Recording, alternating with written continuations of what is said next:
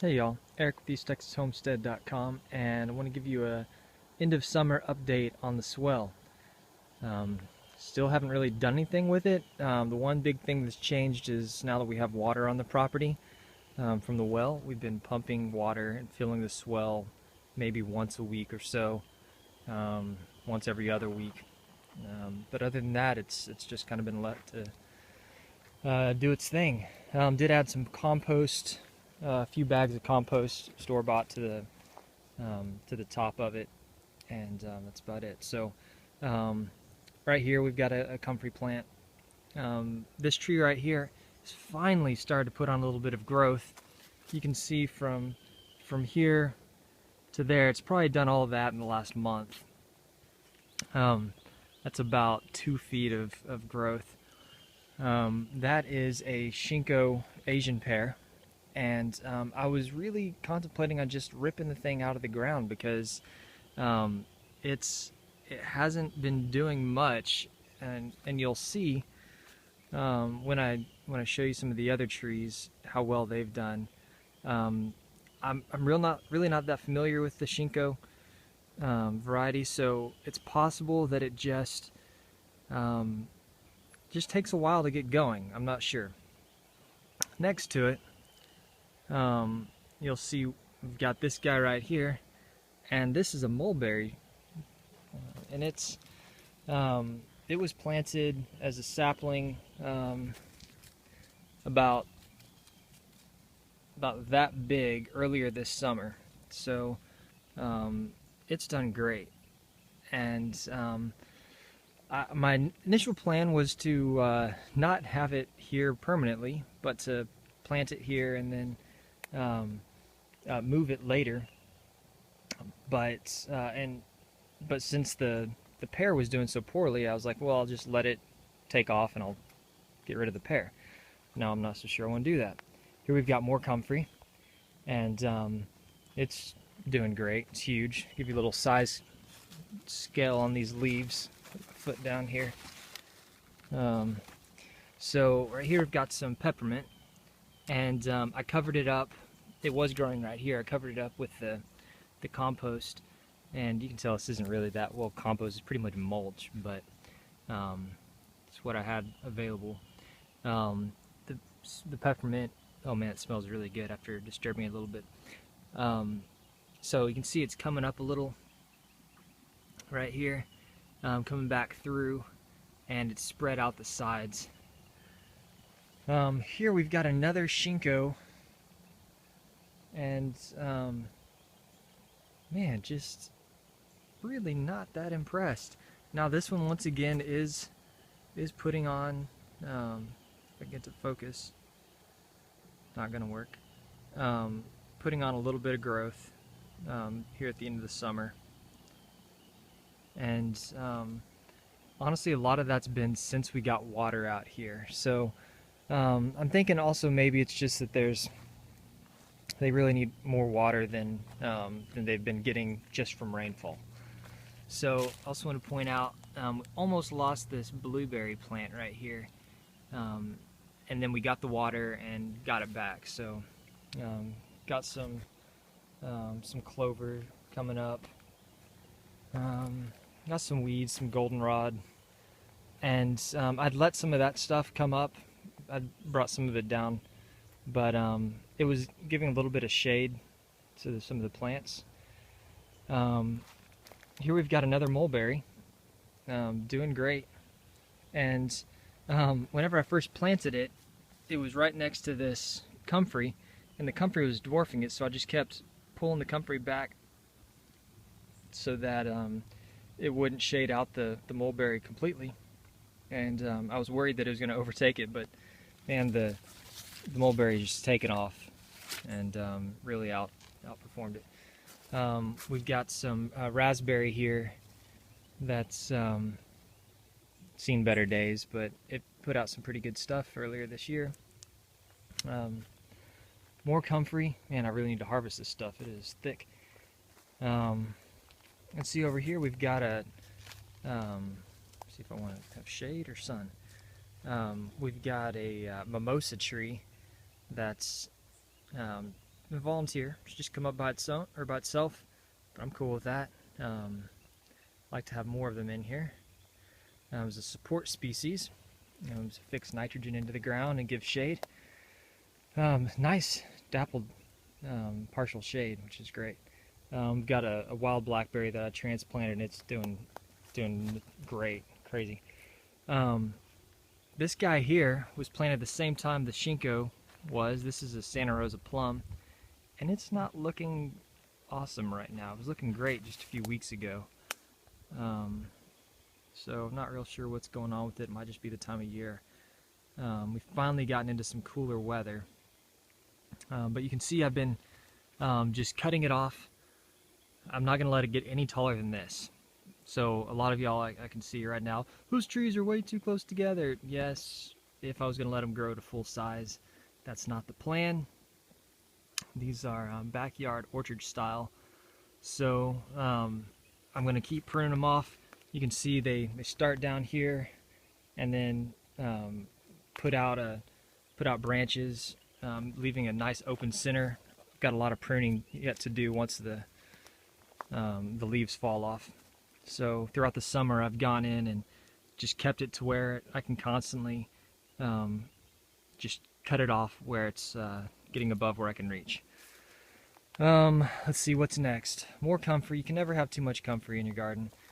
And coming out the side of it, we've got some sweet mint, and that's coming from over here. Got a nice big patch growing, and I want to show you here. We've got, basically when I prune or pull out any weeds, if I pull them out, usually I just cut them. Chop and drop, baby. You just throw them right back down on the swell. Allow all that good the minerals and everything else that those plants are accumulating to go back into the soil. There's a little granddaddy longleg. I don't know what kind of weed that is right there. Maybe somebody wants to comment. Hey, look at that, another Cinco Asian pear that's just pitiful. In comparison, right here we've got a mimosa that is 1 year old, and it's giant. These things grow fast though, but I love that. Let me stand back and give you a better shot. See how it's like hanging out over the swell, and it's giving shade, partial shade, to all of this right here, which is really nice, because man, it gets hot here in Texas. The sun will beat down on the plants. Next to it, we've got an aronia. It's doing all right, and some weeds behind it. Just letting these guys bloom, just for pollinators coming in, getting excited. Alright, speaking of blooming, this spearmint, giant patch of spearmint. Of course, it's looking pretty sad, but and it's been bringing in all sorts of bees and wasps. So it's been making some great tea. Been enjoying that. Now we've got another Santa Rosa Plum that's done awesome. Of course, I need to trim it back. This guy up here, if I can focus on it, is probably easily 12 feet in the air. So I need to get up there and cut it back. You can see I've been keeping it cut back about here, and we've got at least 3 feet from that point. So see if I can get in here and show you the growth that it's put on. Whenever I planted it, it came on this. Let's get a better angle. Okay, that was the size. That was the size of the tree I purchased, about 1/2 inch wide, and I chopped it off right here about knee height, and allowed it to put off new branches, and now it's it's a pretty decent size tree. So it's putting off some rootstock suckers there. So I'll be cutting those back and using them. Actually, there's a piece of rootstock that I just stuffed in the ground last fall, and it's doing its thing. So what else do we have in here? More clovers, rosemary. There's some rosemary there, and a bunch of weeds back behind it. Got some potted comfrey. I had 25 to 30 pots that I got off of like 2 plants. It was awesome. If you look back at some of my earlier videos, unfortunately, right towards the end of July, early August, without any water out here, they just shriveled up and died, and I was really disappointed. I was planning on giving a lot of that away to you guys, but we'll do that again. We got a lot to propagate. So last is this peach tree, which is doing great. This is the only tree that I've actually enjoyed fruit off of, which was one single peach, and it was, oh man, it was good. It was so good. In fact, I went to Fresh in Tyler. It's a store that prides itself in its fresh produce and organic stuff and whatnot. And I got these 3 giant peaches that were going to be delicious, and I bit into one of them this week, and it was disgusting. I mean, I don't know what variety it was. It didn't actually say, which was disappointing. And man, it was just like, it was so bland, and ugh. So I'm excited for this thing. I've got high hopes for this one this year.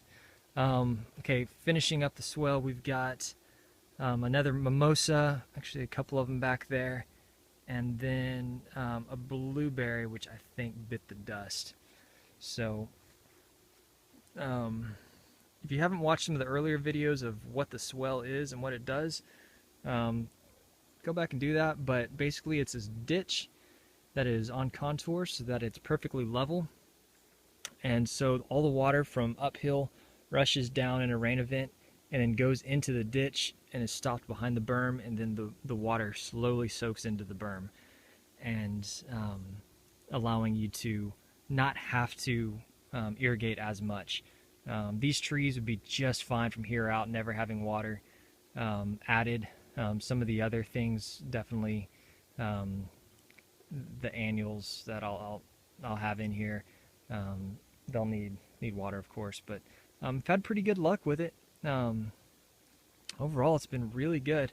Now, it does help that we've got a high water table, and water would just kind of seep out of the ground right here and fill the swell. It stays full about 3/4 of the year.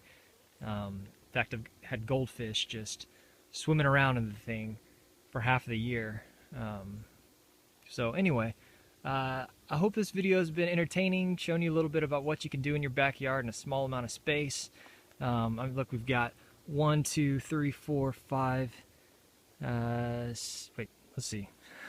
1, 2, 3, 4, 5, 6, 7, 8 fruit trees, and so much room for annual production or fruits and vegetables or other vegetables. And this is in probably a 30 foot by probably 6 feet if you include the canopy wide strip of property. So you could do this on a fence line or anywhere else in a suburban area. So I'd love to see what you guys have. Leave a comment below, and I'll try to put out some more videos. Oh, and yeah, if you like this, please go ahead and like, give it a thumbs up, and subscribe to the channel, because that really helps me be able to do this kind of stuff and show it to you. All right, take care.